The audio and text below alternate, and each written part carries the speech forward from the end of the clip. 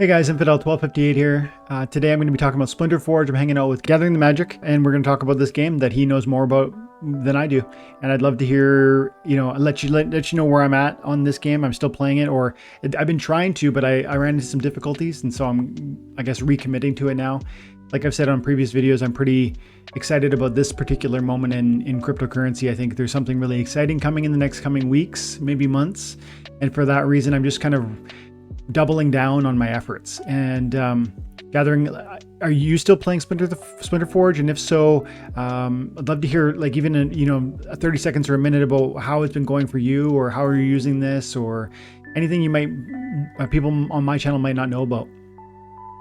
Okay, well, one of the things that people may not know about, because they just implemented it a few weeks ago, maybe slightly over a month ago, is if you look on the very top tab on the top right, there is a little bit to the left. Okay. That kind of brownish icon. Brown. If you click on that, you have a like a 30-day kind of calendar, and it will show you if you have a current daily reward. If it doesn't do anything when you click on it, you may have to refresh the page. Okay. Click on it again, and it will there we go. Yep. So every day, every 24 hours, you get basically a free reward simply for logging in, even if you don't play your account. So there's no reason to not at least sign in every day. And as you can see, you can get experience, you can get stamina potions, you can get electrum. And the two main things that you really want to get are the relic fragments and the evolution essences. Because if you can get those for free, those are huge, because the only way to get those otherwise is by doing the mine run. And the mine run can be kind of difficult, and you're not guaranteed one as you go through it. So Cool. To be able to get free runs for signing in is basically a no-brainer. Amazing. That's cool. I signed in today. I got this one. I signed in before. I think I signed in like weeks ago when I saw you cover this on your channel, and I got this first one. But then I was like, I thought I was past it. I thought it was over. I didn't think it, like, I waited a couple weeks or something before, after you mentioned it. And so I thought, oh, it's got to be done. But like, it's still ongoing. I can still claim these if I log in, is what I'm seeing.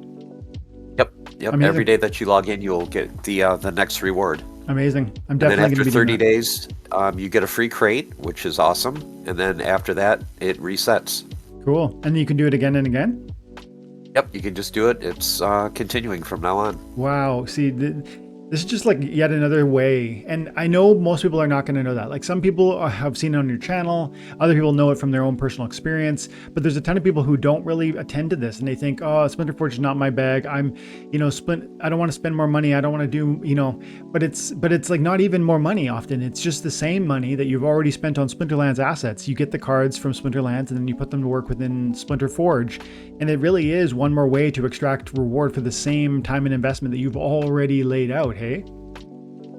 Definitely. Yeah. It doesn't cost anything. I mean, you can spend money if you want to in SplinterForge. Mm-hmm. You can go to the shop and you can purchase crates and bags. You can purchase the crates you can purchase with DEC, but I would advise you not to, because Forge is much lower peg than DEC. Right now, 3,000 Forge is probably going to cost you like 24 cents. Wow. Per crate, so it's very affordable. And you can also buy the enhancement bags for 4,000 Forge, and those are the items that give you gems and runes to equip on your character. I have bought some. I've spent, again, you don't have to spend money on this, but it does make your account more and more powerful if you do.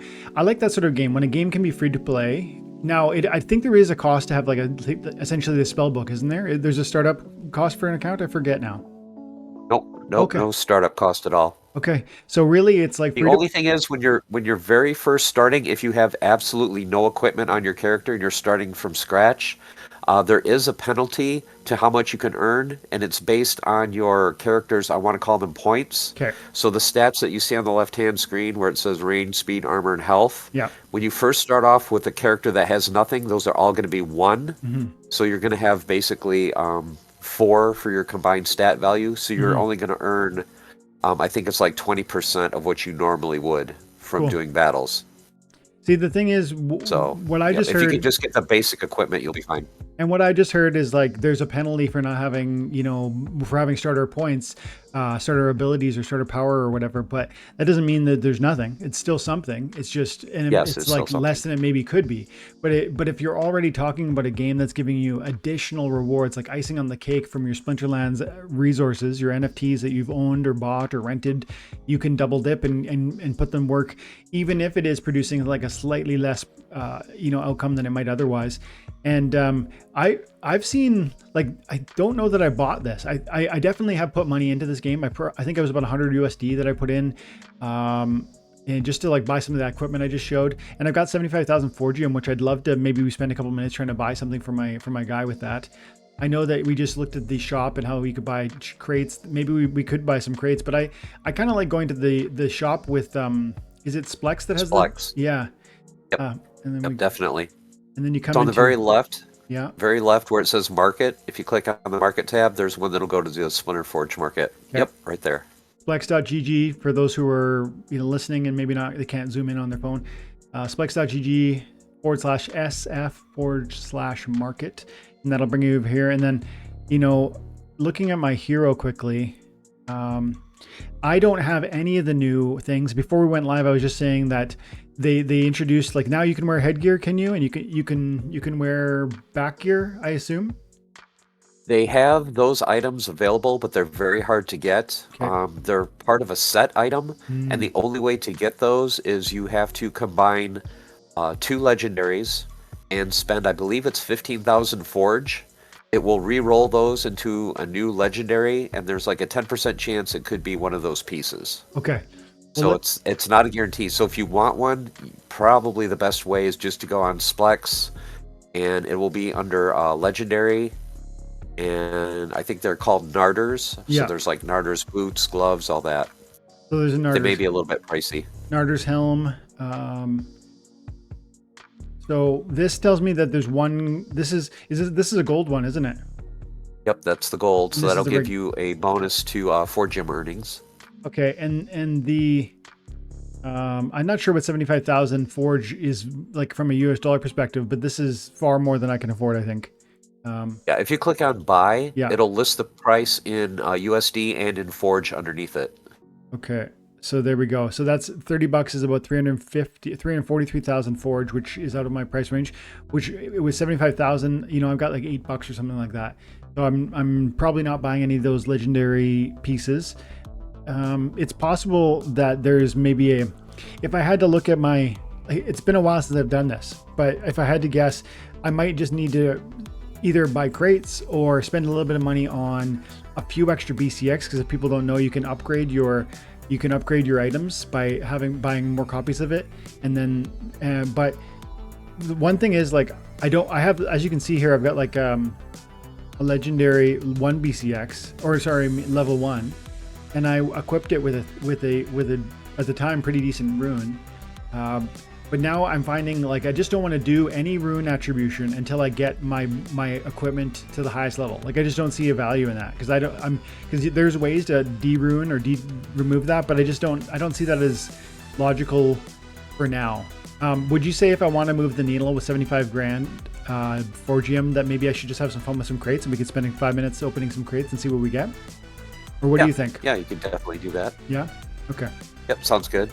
It's always fun to open crates. Mm-hmm. And I love the burn mechanic. I love the way they have this set up in SplinterForge, where there's not that many items, but you can burn like commons to a rare. You can burn rares to an epic. So it's like you're getting the same item, but you're getting a better version of it. And I've been trying to think of how they could translate that to Splinterlands, or maybe you could burn a certain amount of commons in Splinterlands and end up getting a rare. Mm-hmm.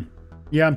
I heard I did a long video. I don't know if you saw it, but the live from before we had our problem where we were trying to go live, there was one of the parts in the conversation in the live event I did. I talked about how we could change Soulbound reward cards, and I gave you a shout out because Silence had this idea that he covered on his channel, talking about how, what if instead of having to unlock the Soulbound reward cards in Splinterlands, if you want to turn them into other cards, what you could do is burn them for what he called dust. soulbound dust, and that would give you a token or a crypto that you could spend on other soulbound cards, and maybe you would mint them to access them. That to me is an interesting mechanic, and you actually said that before anybody else in my mind. Like that you were the first person that you had a slightly different idea. But the idea that you might be able to top up certain soulbounds by like this selective process, I think you were the first person I ever heard say that. Yeah, it was pretty much the same thing. He calls it dust. I was calling it like some sort of a token, and it's a soulbound token. But when you would open your loot chest, instead of getting specific cards, you would get a certain amount of those tokens, and then you could go into the store and basically buy a certain soulbound card you were looking for. So of course, if you're just getting a lot of common cards, you'd be getting like 1 coin a day. You'd have to save them up. And then maybe when you get 20 or 30, you could get a rare and then an epic and so on. So that way there's still the RNG, but you can basically kind of pick and choose. If there's a certain card you're missing, you can kind of target that one. Yeah, I think it's a great idea. I hope they do something like that, because it is going to be annoying to have to, like, if you don't finish certain ones. And yes, you can go buy them off the market, but it would be nice if there was some other path for that, including, like you say, where SplinterForge is creating like a way where you can burn them and level them up, or even with those that helmet you just showed me on the marketplace, like you said, you take 2 legendaries and there's this opportunity that might turn into something that would really reduce BCX supply of cards if you had to burn 2 legendaries for a chance to get a different legendary. That'd be interesting. There's a lot of cool mechanics they could do with burning in Splinterlands. It's just how Matt would have to crunch the numbers, and he's good at economics and all that, and just figuring out if it would be viable or something that could be exploited in some way. Let's open these up, see what we get, and then we'll wrap the video there. Let's see, reveal all. Good luck. And this is just like a normal pack of cards. You're guaranteed at least 1 rare. Looks like you got some epics. Yeah, couple of epic up here on the leggings, epic down here on the gauntlets. No legendaries. Does it shake and rattle if you get a legendary?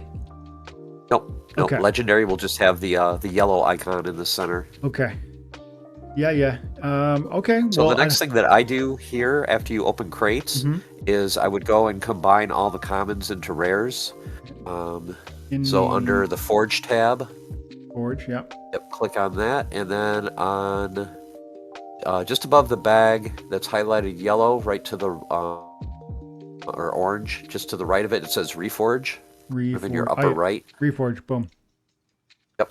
So what you can do is it will tell you on the right the maximum. So that's how many rares you can get if you combine all of your commons. And it looks like your max is 22. So you'll turn 4 commons into a rare, and it costs 150 forge for each attempt. Okay. So you could do 2. Okay. I should have saved a little more for that, but that's okay. So yep. So I go 1, 2. Yep. And that'll just randomly pick 8 of your commons, and then it will reforge those into rares.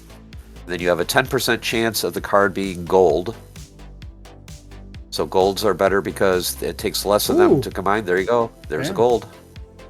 Nice. And there's a regular. So gold rare. So your gold foil rares will give you a 8% forging bonus every time you do a battle.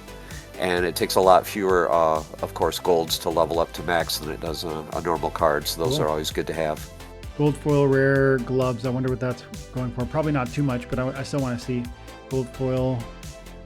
Gold. No, I got a gold rare and gloves. Yep. It's kind of tricky getting used to that interface because right now I think it's off. So click on your rare again. Yep. There. Oh, yep, I see. Click on rare again. Because it's off. Yeah, it kind of does it backwards than you would think. Yeah. So 40 cents for that gold foil rare 1 BCXer. Yeah, cool. Okay. So I guess I just really wanted to. We had time together. I wanted to check in with you about this. I played today this morning. I burnt all my energy, and I'm gonna.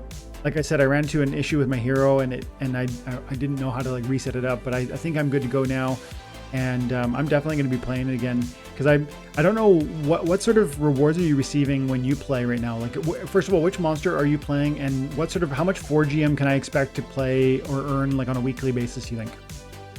Well, I play the bronze boss just because both of my accounts, well, my one account is silver and the other one is bronze. So I fight the bronze boss. Usually he's defeated in 2 to 3 days. I'm usually in the top 10 or top 20 on the leaderboard, get between 2,500 and 3,000 forge. So in a week, I usually get maybe 6,000 to 7,000 forge. And then I'll just use that either to convert to DEC for my $10 account, or I'll buy a couple crates for my main account. Now, if you're fighting the silver or the gold boss, silver boss you probably get like maybe twice that, and then gold boss you probably get 3 to 4 times that. I do play the gold So boss if you're almost. fighting the gold boss, you might get 20,000 forge a week. Yeah, that's kind of what that's who I face at, and this is a pretty standard battle, so I get in like the 600 to like 1,600 points earned per. This is a double attack, so I attacked him twice in that one battle, and that's pretty common for me. Now I do not know how to optimize it exactly. Like I've got like I use a strategy where I got Lily Shield Pop creating the camo, and I've got the speed from Conqueror Yasik, and then I put it up front. I got a force field with a good speed, and then I bring heal, and there's a bunch of I use speed manipulation. I got a blind on the Spirit Miner. I've got a slow on the Bakjira. Sometimes I'll add more speed or swiftness or slow, but usually that is like one of the paths for, like, I've tried lots of iterations, and that seems to be one of the most successful ways for me. But yeah, those are definitely the two summoners that are used the most, are Yasik and Lily. The only other one I ever see used is Kitty from time to time, and Valamor. Yeah. If you look at recent battles, you can kind of get an idea. You used to be able to look at someone's entire team. So that one guy on the page towards the bottom looks like he did over 4,000 points. So you can show his team. It'll at least show you his summoners, and it'll show you his hero. So you can see if his hero has pretty decent attack. Yeah. You know, like he's got a decent attack. That's why he's doing probably 4,000 points. But then again, it is his monsters. He may have some really key cards that, you know, it's kind of nice that they don't show you, so you can't just copy it. But if you can figure out a strategy, you've kind of got to step on everybody else. I do feel like Lily is like OP in this game because that camouflage lets you funnel your enemy into a force field, which is so important, because you're talking all of these hits are usually in gold and above. They're all above 5, which means you're having it, which means if you can bring a good amount of heals, a good amount of armor, a good amount of repair and heal, it really often does do quite well. But I never get into these ranges. But this guy, his tank is doing 19 damage output on a melee, and my archer was, I think, 12. Yeah, 12. So big difference. And also the speed, like if you can get like 11 speed for my guy, but I find one of the ways I see some people really crush is like when they have like 20 speed or something like that. Well, it's hard for the monster to ever hit you. So as long as you're resilient from the magic, or you have phase or something like that, you can sometimes just win that way. But yeah, and oh, go ahead. Kind of on a side note, have you noticed in Splinterlands how Lily's price has gone up a lot in the last week? Has it? Yes. I have not. Because I remember I was thinking about picking up one of her with my $10 account, her and Yasik. Yes. And I think she was around $8. So wow. I think people are really starting to use that in the higher leagues. Hang on to your Lily. Too late. I sold them all. Have them. I sold them all, and like I sold them like even 2 weeks ago for some rebellion stuff. I sold the last 2 or 3 or maybe 5 of them. I had around $9, and here we are. But yeah, Lily Shieldpaw really leans into the existing meta with Grimbard and Smith. But let's wrap there on this one, and we can record a separate video for your channel. Thanks so much for hanging out, though. Sounds good. All right, thank you. Hey guys, have an amazing day. Drop a comment below. Go check out Gathering's channel. Bye for now.